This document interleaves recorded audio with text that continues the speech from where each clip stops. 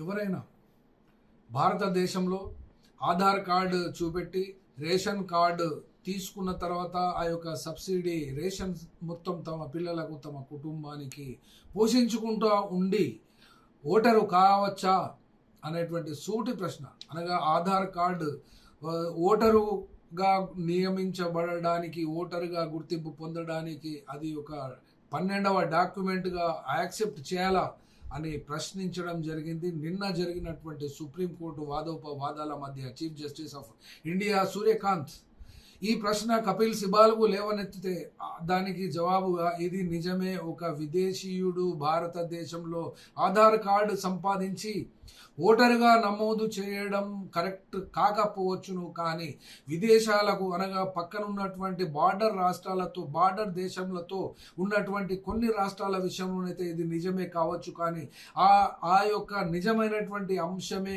మిగిలినటువంటి 51 కోట్లకు మరియు రెండవ ఫేజ్ ఎఫ్ఐఆర్ జరుగుతున్నటువంటి 12 రాష్ట్రాలు మరియు యూనియన్ టెరిటరీస్కు తమిళనాడు, వెస్ట్ బెంగాల్, కేరళ, పుదుచ్చేరి విషయంలో వాస్తవం కాకపోవచ్చు కదా అని అసలుకు ధీటైన సమాధానము పిటిషనర్ల తరఫున కపిల్ సిబాల్ ఇవ్వడంతో ఏమి చేయాలి అనబడేటువంటి ప్రశ్న కూడా ఇక్కడ వచ్చింది. కాబట్టి ఇక్కడ ఒక విషయం తెలుసుకోవాలి.